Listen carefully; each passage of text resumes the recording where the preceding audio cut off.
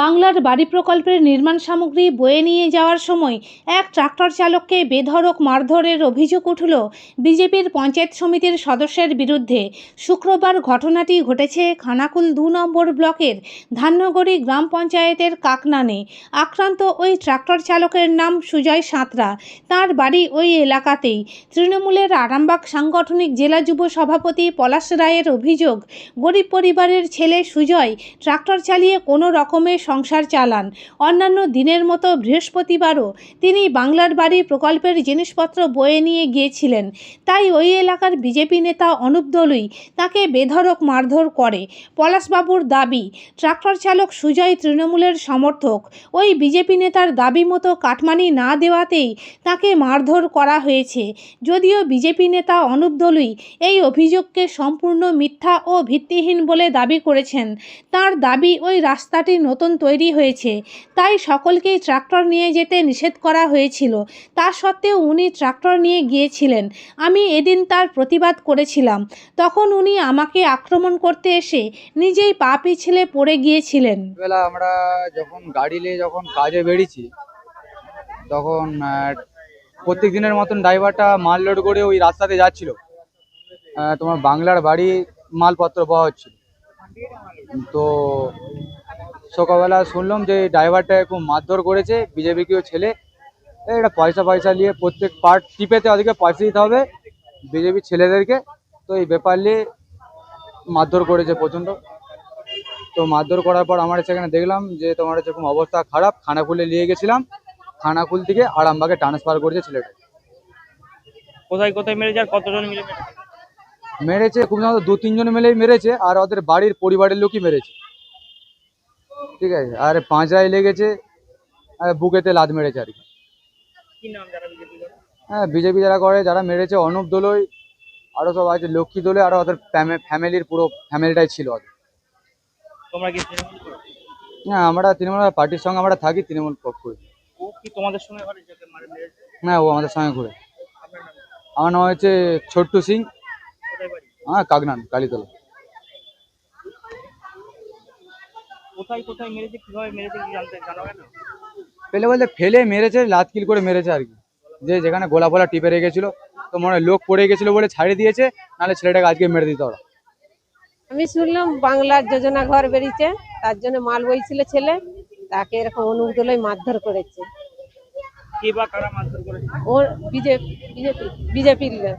অনুপ দলুই, লক্ষ্মী দলুই, তাদের ফ্যামিলি। কার বাড়ি বেরিয়েছিল? অচিন সাঁতরার, এই দূর অচিন দিকের কে হয় আপনাদের আত্মীয়? আত্মীয় বলতে পাড়া সুবেতে। আপনার ছেলের কি নিজস্ব ট্রাক্টর আছে? না না, নিজের নয়, ভাড়ায়, ড্রাইভারি। আপনি কোথায় ছিলেন যখন হয়? আমি মাঠে ছিলাম, আমি বাড়িতে থাকিনি, মাঠকে গেছিলাম ধান জমিকে। কি চাইবেন, কি আপনার ছেলেকে যারা মারধর করেছে কি চাইবেন?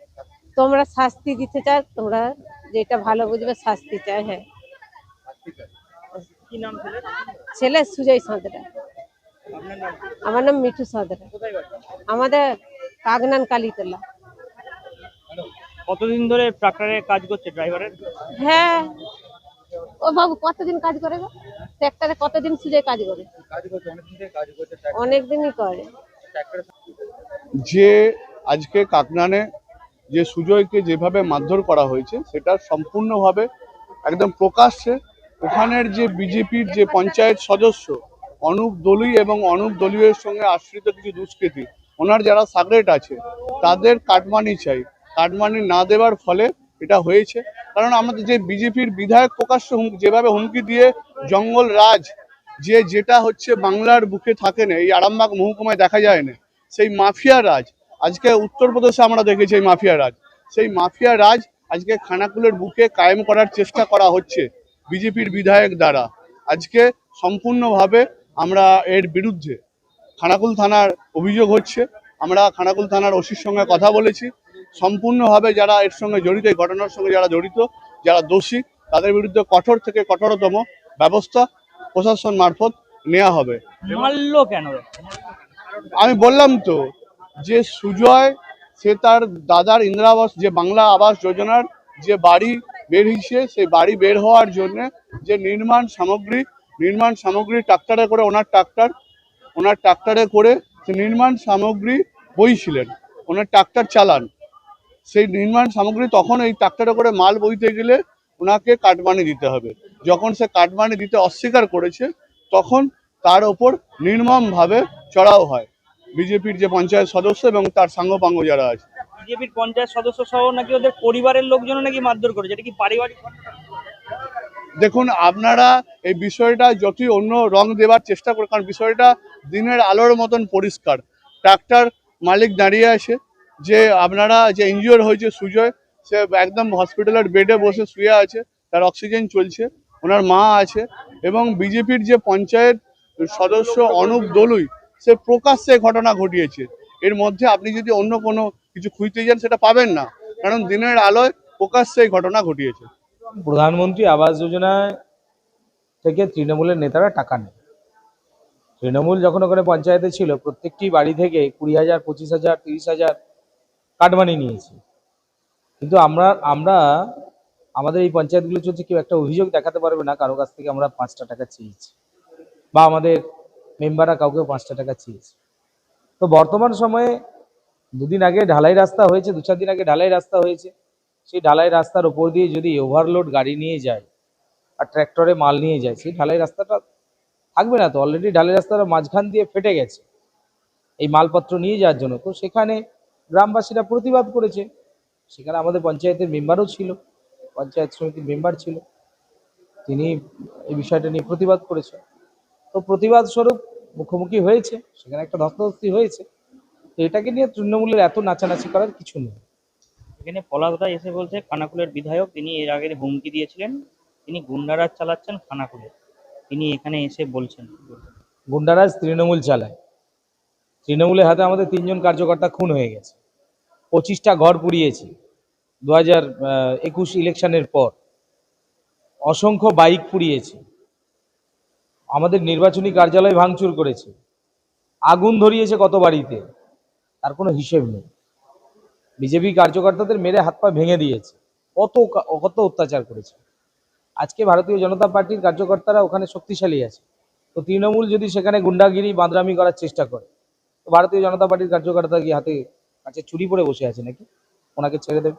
আর এখানে খানাকুলে বর্তমান সময়ে উনি যাচ্ছেন, উনি আরামবাগে কোথাও জায়গা পাচ্ছেন না, তাই খানাকুলে এখন যাচ্ছেন, এদিক ওদিক ঘোরাঘুরি করছেন, গিয়ে তৃণমূলের ছেলেদেরকে তাতাচ্ছেন, তাতিয়ে গন্ডগোল লাগানোর প্ল্যানিং করছেন। তো আমি বলে রাখি ওনাকে, বিজেপি গুন্ডাগিরি করে না, আর যেদিন গুন্ডাগিরি করবে সেদিন আর তৃণমূলের ছেলেরা এলাকায় থাকবে। 3 দিন আগে আমরা নতুন রাস্তা, আমি পঞ্চায়েত সমিতির মেম্বার একজন। হ্যালো, খানাকুল 2 নম্বর পঞ্চায়েত সমিতি, 2 নম্বর পঞ্চায়েত সমিতির মেম্বার আমি, খানাকুল 2, ঠিক আছে। তো আমরা রাস্তাটা আগের মাসে একটা রাস্তা ঢালাই করেছি, নতুন রাস্তা।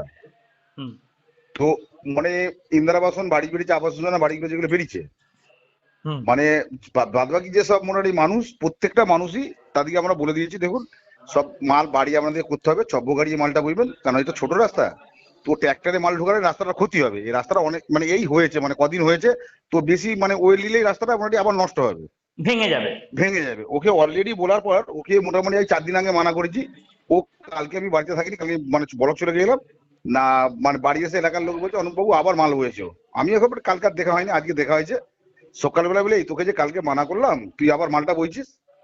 আমাকে মানে উল্টো পাল্টা গালাগালি, আমাকে বলছে তোমার বাবার রাস্তা নয়, রাস্তা পাবলিকের রাস্তা, পাবলিক যেটা বুঝবে সেটা করবে। আমি ভুল বলছো, এটা ভুল বলছো, রাস্তাটা আমার পঞ্চায়েতের পাড়ার রাস্তা, সবার রাস্তা। তো আমরা রাস্তাটা এই ঢালাই করেছি, তোমাকে মাল বইতে মানা করছি, মালটা বইবে কেন? এই কথাটা বলতে যেই ও মানে উল্টো পাল্টা গালাগালি করে আমাকে মোটামুটি ইলিয়ে মারতে এসেছে। তো আমি ইটটা ছাড়াতে যা গেছি, ও পা স্লিপকে পড়ে গেছে, এইটাই ঘটনা ঘটেছে। এই যে অভিযোগ করছে যে আপনি টাকা চেয়েছেন, এটা সম্পূর্ণ মিথ্যে, পুরোটাই মিথ্যে। শীততাপ নিয়ন্ত্রিত অত্যাধুনিক রেস্টুরেন্ট ময়ূখ রেস্টুরেন্ট। এখানে পাবেন চাইনিজ, পোলাও, বিরিয়ানি, তন্দুরি সহ সমস্ত রকম খাবার। এছাড়াও কাস্টমারদের সুবিধার্থে হোম ডেলিভারির বিশেষ ব্যবস্থা রয়েছে। পাশাপাশি যে কোনো অনুষ্ঠানের জন্য ভাড়া দেওয়া হয়। আমাদের ঠিকানা খানাকুল হেলান সংলগ্ন তিলক চক। Phone number 8617492616, 9732162360। সেরা খাবারের স্বাদ পেতে আজই আসুন ময়ূখ রেস্টুরেন্টে।